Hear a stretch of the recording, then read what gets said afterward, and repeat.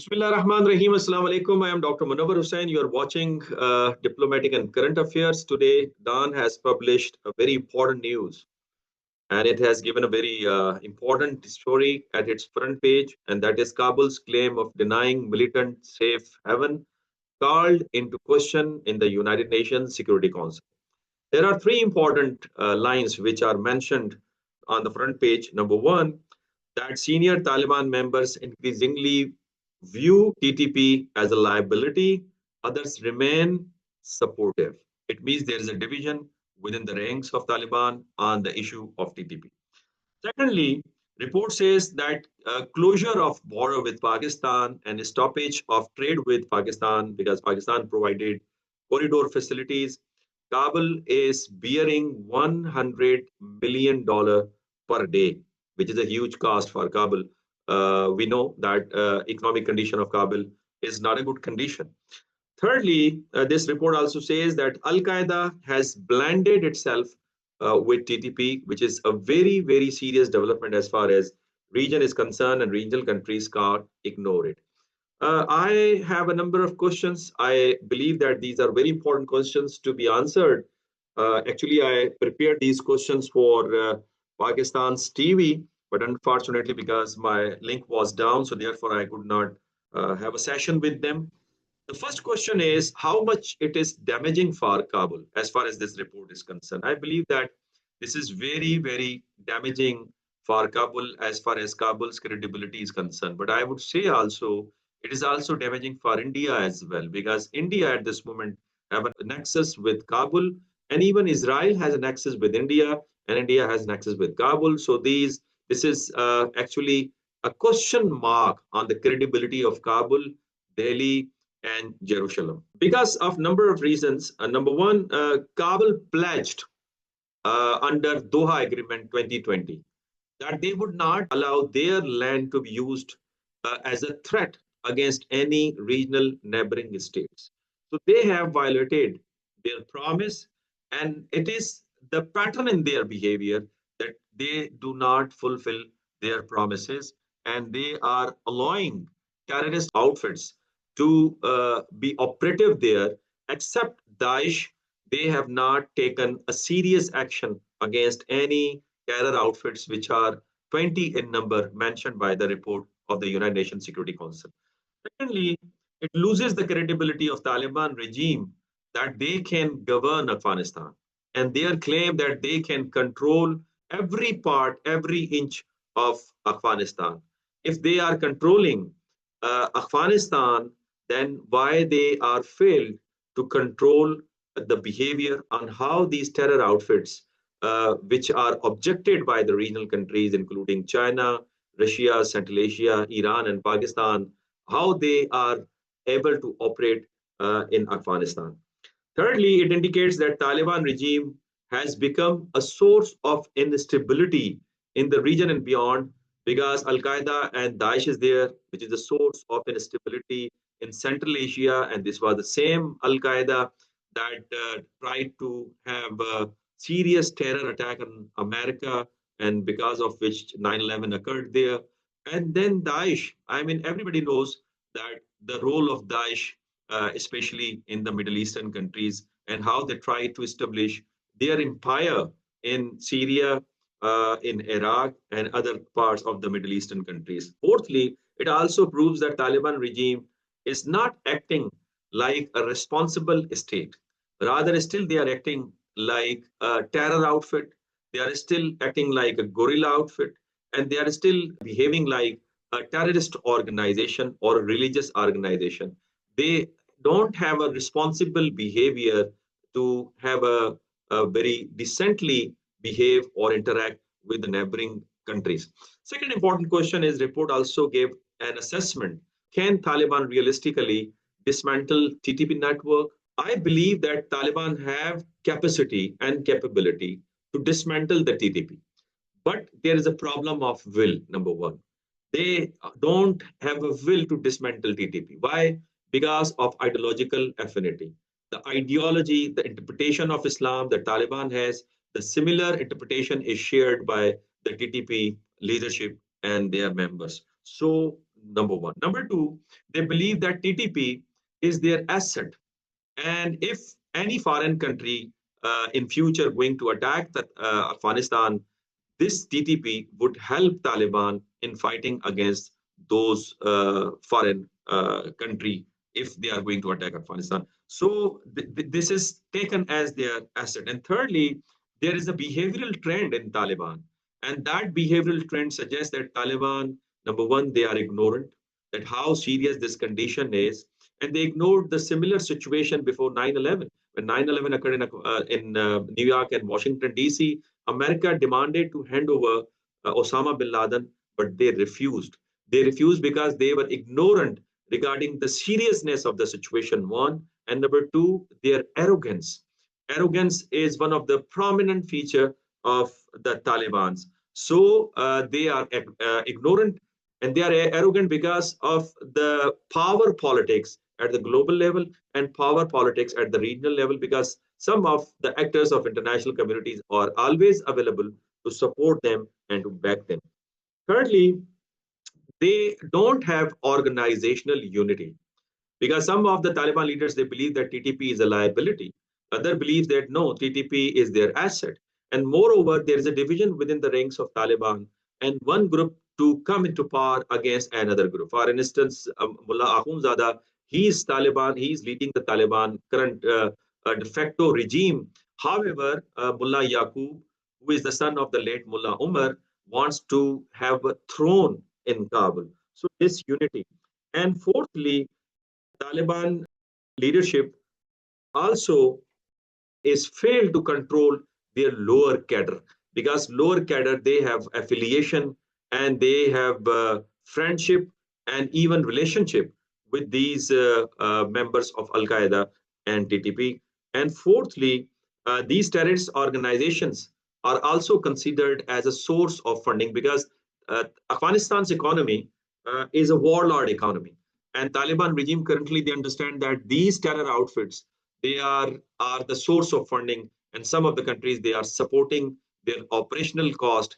They are providing them training and they are terror financing them. So therefore, and this is, by the way, intelligence report. And this intelligence report is given by Russian intelligence that whatever India is doing in Afghanistan, whatever India is trying to create instability in Afghanistan and Pakistan and other regional countries, it is on the behalf of United States of America, because Americans want instability in this region so that Russian and Chinese influence may not be expanded. Third important question is that what sort of implication region would have if there is a relationship or bondage between Al Qaeda and TTP. Frankly speaking, since Al Qaeda became weak because of the war on terror initiated by United States of America and Pakistan extended cooperation with the US, and since they have not a robust organizational structure, they are facing funding problem. And since we know that the TTP is supported by not only Taliban, but some of the regional, extra-regional countries, they have funding available. They have a good organizational structure. So Al-Qaeda members, they are joining hand with TTP for their survival. And since these are two terror outfits, and more or less they are sharing the same ideology, and they are using terrorism for their political agenda, therefore, this actually increasing the capability of TTP to carry out the terrorist activities within Pakistan and in some of the regional countries. Another very important question is Taliban nexus with 20 terror groups, UN says. I think Pakistan is sensitive on it. Regional countries are sensitive on it. And the regional countries can't ignore this cross-border terrorism. And this is the reason that there is a specific security arrangement between Russia and Central Asian nations, including Belarus. And by the way, Russia is going to chair this organization in 2026. And they have decided to have a joint rapid action force. And last year, they also invited Pakistan to be the part of this organization. On the other hand, China, Pakistan, Iran, Tajikistan, they have also consensus to have a joint organizational structure for rapid action force intelligence sharing against these terror outfits in Afghanistan. And therefore, I think there is a little bit consensus, more or less, there's a consensus among all regional countries, including two major powers like China and Russia, that they have to have a joint strategy to tackle this terror organization. And this is the reason that these regional organizations, they are cooperating with each other at the international fora. And the report given by the United Nations Security Council is one of the very prominent example in this regard. Another very important question is why Kabul has getting this appeasement. At least regional countries can't afford this appeasement. Even Afghanistan, frankly speaking, can't afford such a condition because Afghanistan is a landlocked country. So there is a geographical tyranny. There is geographical compulsion to have a cordial cooperative relationship, at least with Pakistan and Iran, to have a trade corridor for their economic survival, for the sustenance of their people. Even they cannot produce sufficient food. So, number one. Number two, their economic poverty. I mean, this poverty, as report says, that Kabul is sustaining $1 million per day cost because of the closure of the border. This would further deteriorate the economic condition of the common people of Afghanistan, and this would generate unrest in Afghanistan society. And therefore, we are observing that Ahmad Massoud, the son of Ahmad Shah Massoud, is reorganizing its forces in northern area in Panjshir Valley. And Rashid Dostum has also given message to his 20,000 loyalists to be ready that they might reorganize their attack against Taliban to regain control over their areas. This condition is not acceptable for the regional countries, including Pakistan, major powers, and Central Asian countries. More or less, global and regional politics, it provides a selective cooperation with Taliban. And since we know that the selective cooperation is also extended for these terror outfits for their nefarious design, and their purpose is to fail the connectivity project, whether it is East-West connectivity project, which is launched by China, or North-South corridor, which is launched by Russia. Another important question is, the Taliban strategy is a mirror of Al-Qaeda and ISIS. Frankly speaking, this appeasement, that order that we are observing in the case of international system, this order, which is norm-based order, which has international law, which has international regimes, this order is turning into disorder. This is turning into disorder because America is weakening. New American security strategy, which is given few days back, in which they mentioned that America cannot have hegemony in international system. So therefore, they have given 5 core strategy and 5 core center countries, including US, China, Russia, India, and Japan. And they have given another concept, which is regional champions. And this concept of regional champions are given so that regional security mechanism can be manageable.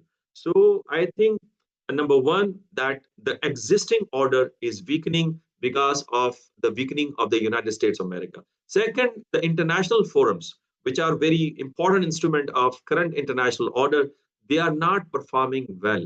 Their decisions are not taken seriously. And we have a number of examples like United Nations Security Council resolution on Gaza, on Kashmir, even ICJ verdict on Israel and Gaza are not respected. So therefore, everybody knows that the current international structure is a weak. Thirdly, I believe that China and Russia, they can make this structure strong, but they are not intervening because of their capacity and because of their careful behavior. It is all because of their past experiences, what happened with former Soviet Union and Afghanistan. Because of that, Russia is very sensitive.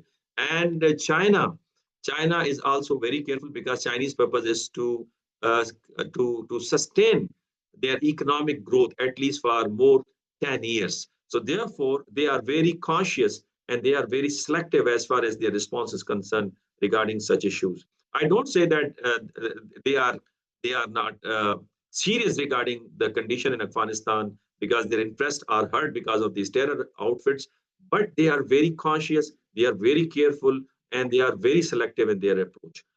Last but not the least, the regional power politics and geopolitics and geoeconomy is also one of the very important reasons that Taliban's, they are getting appeasement in a one way or the other because India, Israel, and I believe, as far as Russian intelligence suggests, that America, they are giving in a one way or the other a free hand to Taliban to let these terror outfits to be operated in Afghanistan. So this is my analysis. I have shared my analysis with you. Thank you very much for watching my video. If you have any comments, any question, you may ask me. Allah Hafiz.